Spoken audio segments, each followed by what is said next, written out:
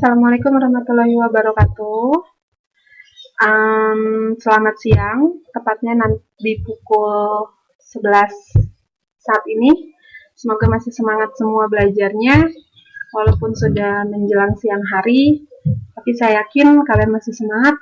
Bertemu sama saya, Dwi Eri Larasati. Saya biasa dipanggil dengan Ibu Laras. Saya mengajar simulasi dan komunikasi digital, mengajar bahasa Indonesia dan sistem komputer di kelas kalian. Jadi kita akan bertemu 3 pelajaran di kelas kalian. Wow, seru. Oke. Pada hari ini kita akan belajar sistem komputer.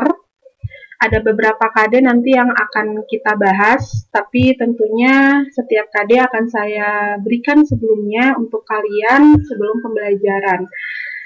Oke. Karena ini adalah awal pertemuan kita, walaupun virtual ya, walaupun lewat video, tapi saya yakin tidak mengurangi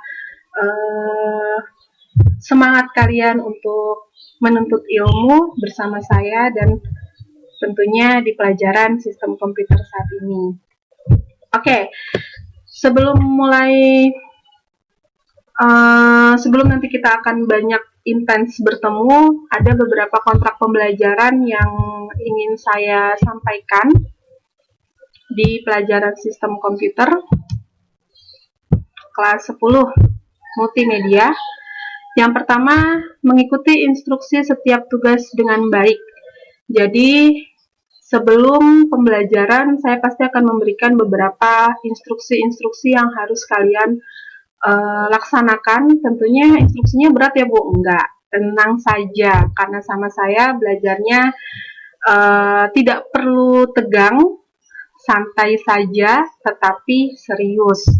Jika ada pertanyaan-pertanyaan yang nanti kalian masih merasa, Bu, saya masih belum ngerti nih, gitu, kalian bisa, karena kita lagi pembelajaran jarak jauh ya, jadi kalian bisa menghubungi saya via Japri, via WhatsApp, boleh video call juga. Silakan WhatsApp saya dulu ya sebelum video call. Kalian bisa bertanya jika memang seputar pelajaran, jika memang ada beberapa materi yang kalian belum mengerti, seperti itu. Kemudian yang kedua, jangan lupa silahkan kalian nanti siapkan beberapa alat tulis, karena ini sistem komputer ini di materi semester 1 ini banyak materi-materi yang berhitung ya. Kita akan bermain dengan bilangan-bilangan binari, oktal, heksadesimal, maka silakan kalian, Bu, saya boleh pakai kalkulator? Silakan. Gunakan kalkulatornya, pakai pensil, penghapus, dan siapkan buku catatannya. Yang kedua adalah mengumpulkan setiap tugas yang diberikan sesuai batas waktu yang ditentukan. Sebisa mungkin saya tidak akan memberikan pekerjaan rumah atau tugas di rumah atau PR. Jadi, setiap tugas dan latihan soal yang saya berikan tentunya harus dikumpulkan hari ini juga dengan deadline yang nanti akan saya berikan. Oke?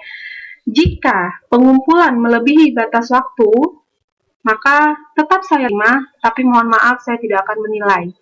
Jadi ayo semangat, setiap ada tugas dan latihan soal di pelajaran saya, kerjakan. Masih bingung? Boleh japri saya, oke? Kemudian yang ketiga, tugas dibuat di buku tulis. Nanti nilainya akan saya masukkan ke dalam nilai harian, ya. Jadi banyakin nilai hariannya, banyakin nilai tugasnya, supaya nanti bisa membantu kalian di nilai akhir, oke? Ini adalah KD pertama dari materi hari ini, 3.1, memahami sistem bilangan. Jadi hari ini kita akan belajar tentang sistem bilangan. Apa sih sistem bilangan itu? Fungsinya apa sih untuk komputer? Gitu. Lalu kenapa kita harus tahu cara komputer mengolah data dari data-data yang kita masukkan lewat keyboard? Kemudian kenapa bisa tampil ke layar monitor? Nah, itu akan kita bahas hari ini.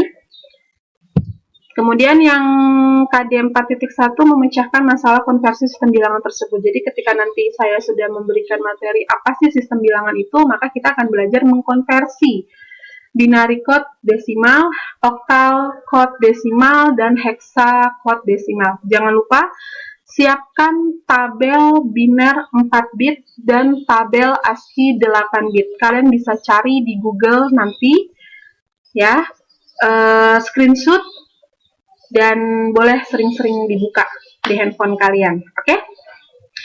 Ini KD yang akan kita bahas hari ini. Semoga tetap semangat. Kita akan masuk ke materi pertama. Assalamualaikum warahmatullahi wabarakatuh.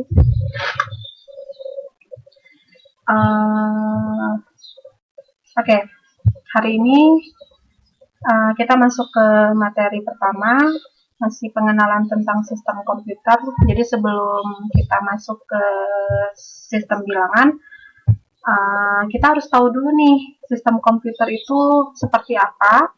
Lalu, apakah sistem komputer adalah sebuah komponen? Jika iya, maka terdiri dari apa saja sih komponen-komponen di dalam sistem komputer? Gitu, dan pengaruhnya apa? Kita akan bahas satu persatu.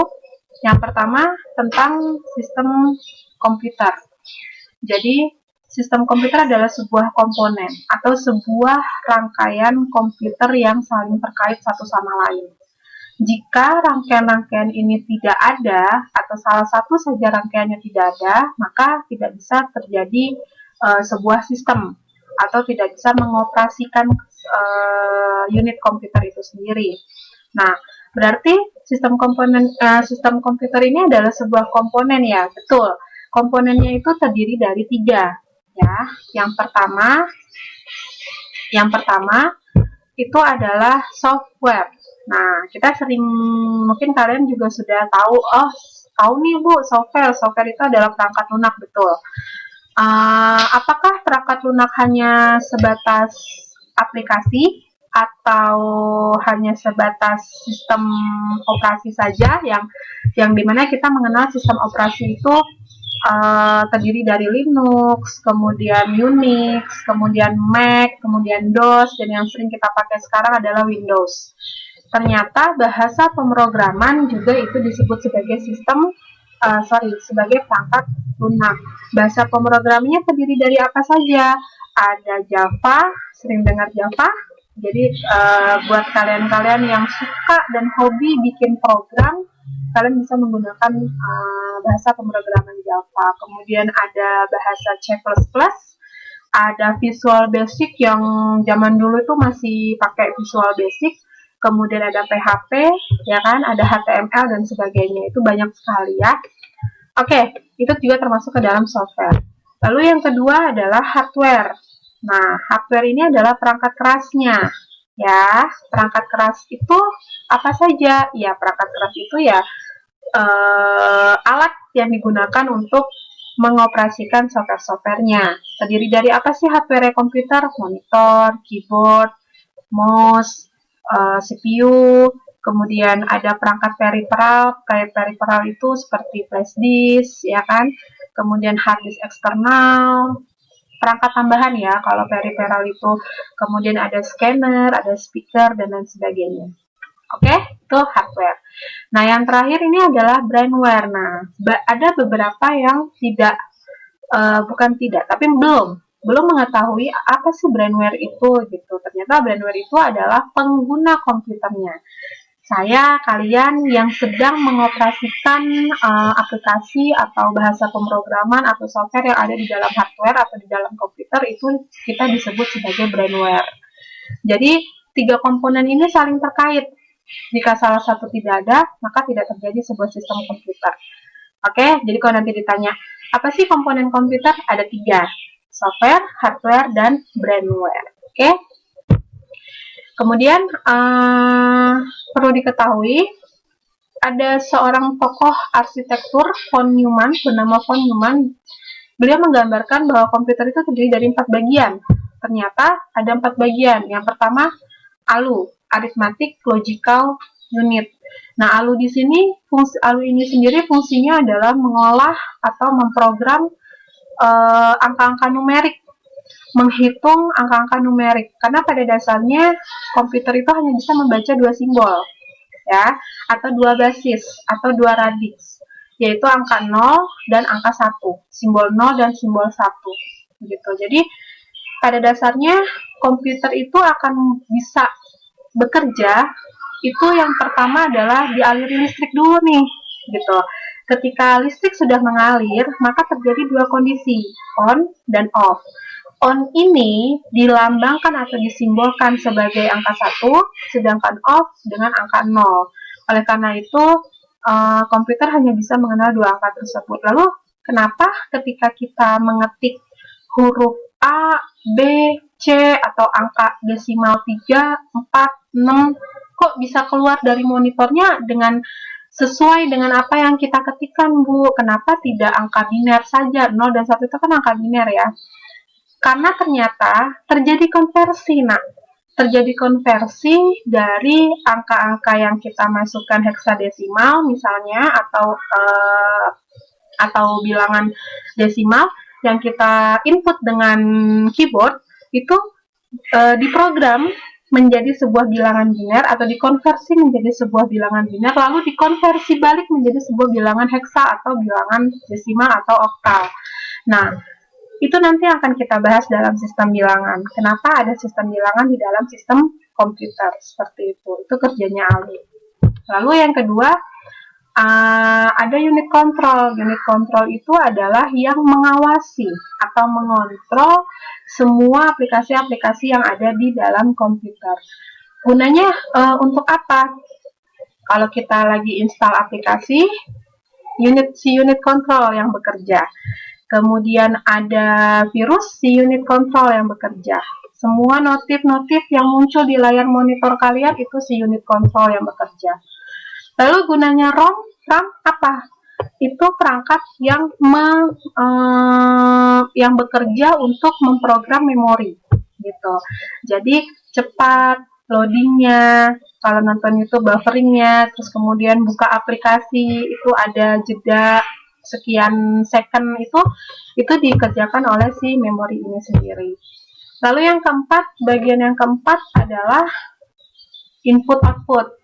Kita pasti tahu input itu masukan, output itu keluaran.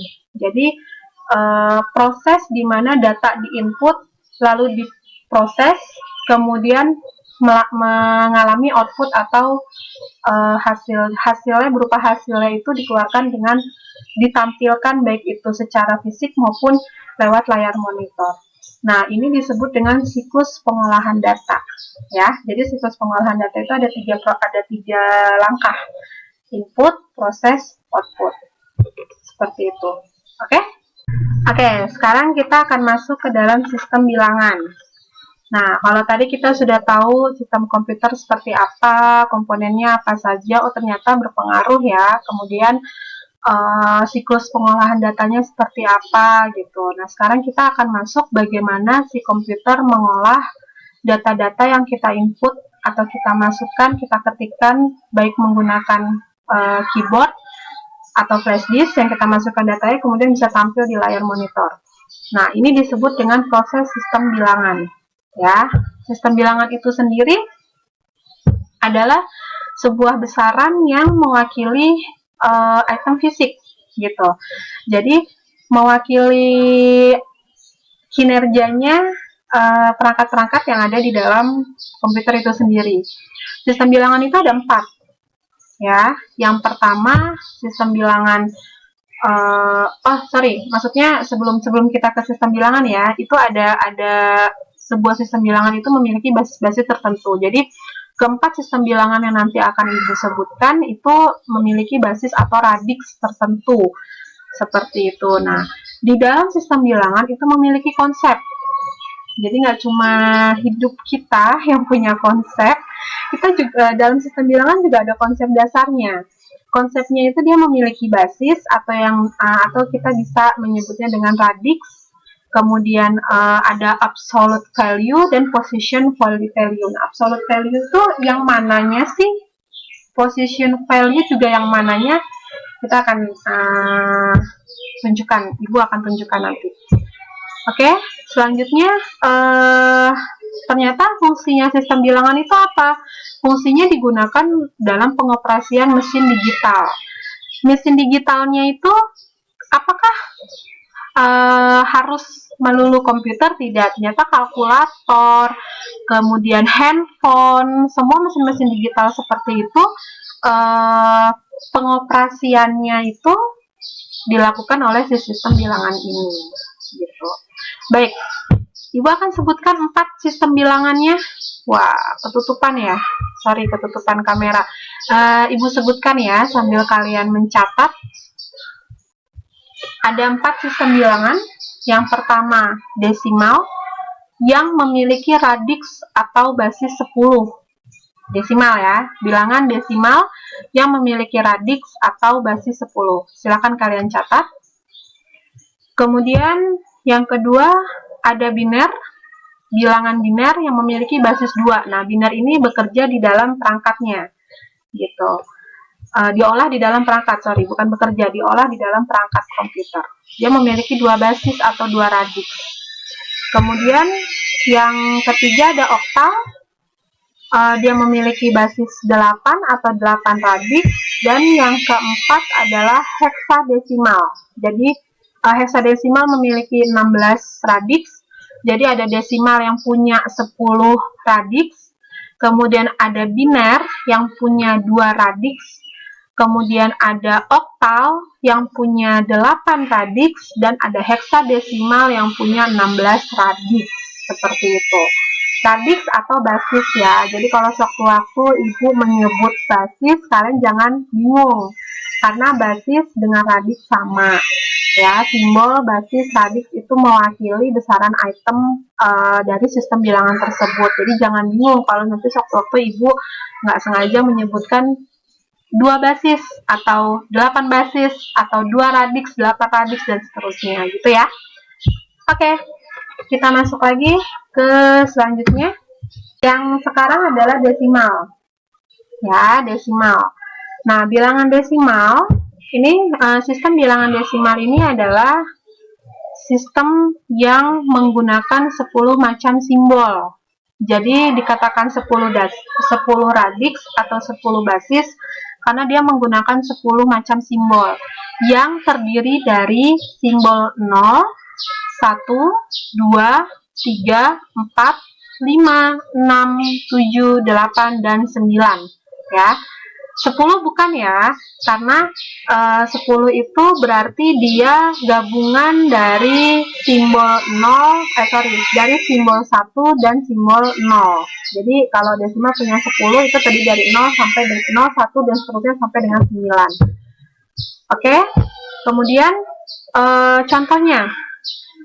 Contohnya di sini saya berikan contoh ada angka bilangan sistem bilangan 8598 itu dapat diartikan untuk penghitungannya ya, pengkonversiannya ke dalam bilangan desimal itu terjadi sebuah proses di mana angka 8 ya, angka 8 ini dikali 10 pangkat 3 dimulai dari pangkat yang tertinggi untuk yang sistem bilangan desimal, dimulai dari pangkat yang tertinggi.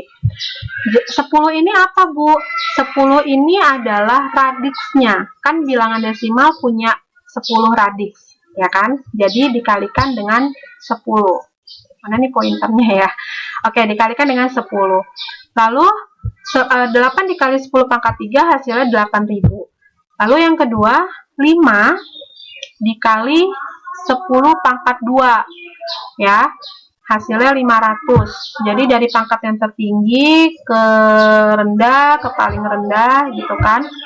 9, yang selanjutnya 9 dikali 10 pangkat 1 sama dengan 90. Kemudian yang terakhir 8 dikali 10 pangkat 0 hasilnya 8. Nah, ini yang perlu kita ini ya, Ibu ingin mengingatkan pada kalian untuk mungkin beberapa dari kalian sudah paham ya, untuk angka berapapun yang dipangkatkan dengan 0, maka hasilnya adalah 1 ya. Jadi kalau 8 dikali 10 pangkat 0 berarti sama dengan 8 dikali 1, hasilnya 8. 7 dikali 20 pangkat 0 itu sama dengan 7 dikali 1, bukan dikali 20. Jadi semua angka yang dipangkatkan 0 hasilnya selalu 1. Oke, paham ya? Oke, ini untuk bilangan desimal. Kemudian untuk, nah, tadi saya mau menjelaskan, mau menunjukkan yang mana yang dimaksud dengan position value dan mana yang dimaksud dengan absolute value. Ini position value-nya 10 pangkat 3 ya, radix yang dipangkatkan paling tertinggi. Kemudian absolute value-nya adalah ini, hasil dari konversi atau pengubahan dari bilangan desimal ke bilangan desimal gitu. Oke, ini absolute value-nya, sedangkan ini adalah position value-nya ya. Oke. Lalu yang kedua kita akan bahas tentang biner. Nah, kalau tadi desimal itu ada 10 radix, maka untuk biner dia memiliki 2 radix. Nah, biner ini yang tentunya digunakan oleh si perangkat untuk mengolah data-data yang diinput, kemudian supaya bisa menghasilkan sesuai dengan data yang diinput agar outputnya keluarnya sama gitu di layar monitor kalian. Nah, biner ini ada 2, yang pertama simbol 0 dan yang kedua simbol 1.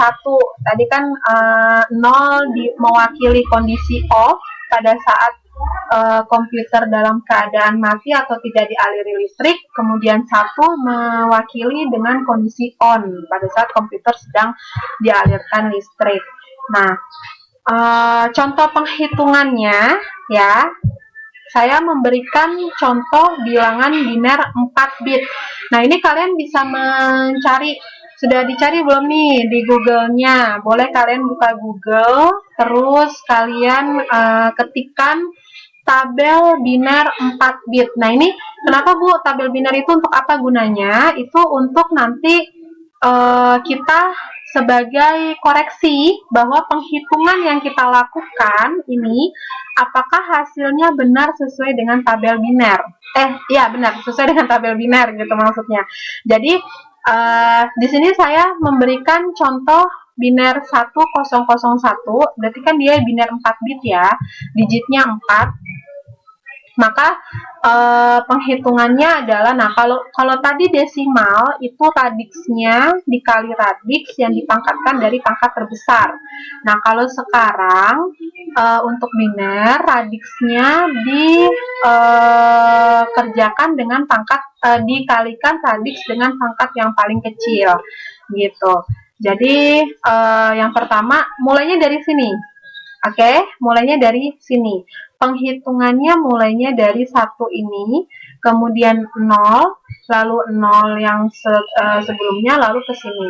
Jadi bukan dari sini mulainya, tapi dari sini. Oke, kita mulai 1 dikali 2 pangkat 0. Kenapa 2 pangkat 0? Kenapa 2? Lagi-lagi kenapa 2? Karena biner punya 2 radix.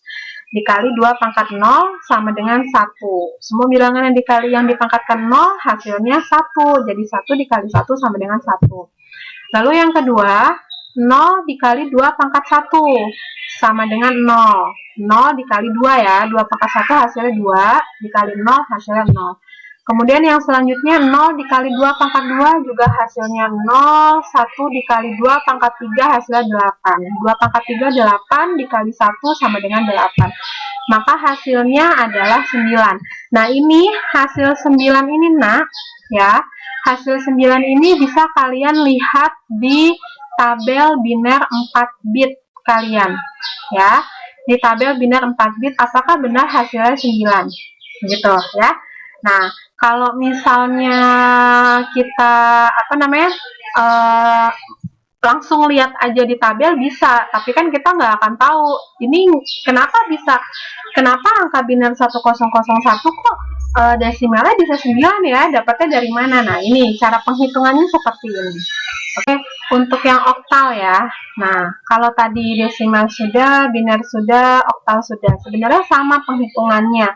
sama dengan desimal dan biner. Kalau oktal karena dia punya radiksnya 8 yang terdiri dari angka 0 sampai dengan 7. Kalau tadi desimal terdiri dari 0 sampai 9, tapi kalau oktal terdiri dari 0 sampai dengan 7. Nah, perhitungannya sama. Saya kasih contoh 12 oktal. Ini diubah ke dalam desimal ya. Itu caranya sama, dimulai dari pangkat sama dengan biner ya, dimulai dari pangkat terkecil ya, dikalikan dengan radiksnya atau dengan basisnya gitu. Basisnya 8, karena oktal basisnya 8, dia punya 8 basis atau 8 radiks, maka dikalikan 8, dipangkatkan dari yang terkecil gitu ya. 2, mulainya dari sini ya, selalu mulainya dari angka yang sebelah sini, baru yang ke sini. 2 dikali 8, hasilnya 2, karena 8 pangkat 0 itu sama dengan 1, kemudian 1 dikali 8 pangkat 1 hasilnya 8. Ketika dijumlahkan, itu hasilnya 10. Nah, ini adalah 10 desimal. Nanti di tabel biner kalian bisa lihat, atau tabel ASCII kalian bisa lihat bahwa angka oktal 12 desimalnya adalah 10. Begitupun dengan heksadesimal. Nah, kalau heksadesimal itu kan radiksnya berapa? 16, ya kan? Terdiri dari apa saja? Nah, untuk heksa itu dia punya 2 digit. Yang pertama digit numerik, yang kedua digit abjad. Ya, digit numeriknya itu terdiri dari 0 sampai dengan 9, sedangkan digit abjadnya terdiri dari A sampai F. Gitu, dimana A-nya ini nilainya 10. Jadi ini sebenarnya tinggal diterusin aja sama kalian. Kan kalau digit angkanya 0 sampai 9, digit hurufnya atau abjadnya dari A sampai F. Ternyata dari A sampai F ini punya nilai di dalamnya. A ini nilainya 10, B ini nilainya 11, C nilainya 12, D nilainya 13, E nilainya 14, F nilainya 15.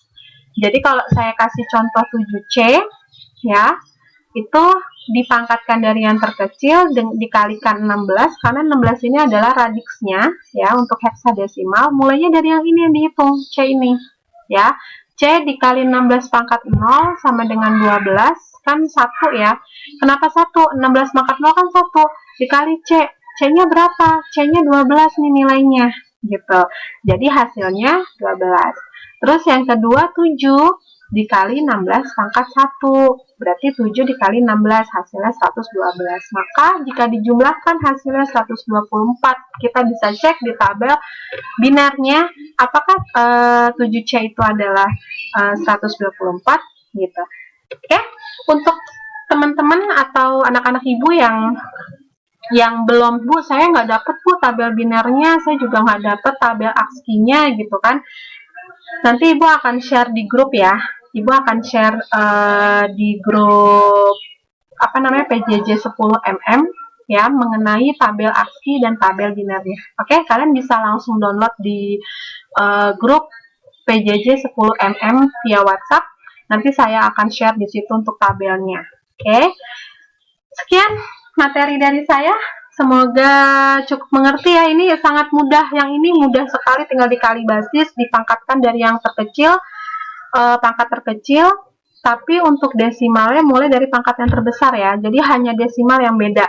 Hanya desimal mulai dari pangkat terbesar, tapi kalau biner, oktal, heksa itu mulai dari pangkat yang terkecil. Tinggal dikali basisnya. Oke? Gampang? Nah, oke. Sekian materi dari Ibu. Semoga kalian semua bisa mempelajari, kemudian dipahami. Kalau memang nanti ada yang perlu ditanyakan, silahkan kalian japri Ibu. Nomor Ibu bisa kalian dapatkan dari grup kelas 10mm, PJJ kelas 10mm. Oke? Terima kasih untuk hari ini. Selamat siang. Assalamualaikum warahmatullahi wabarakatuh.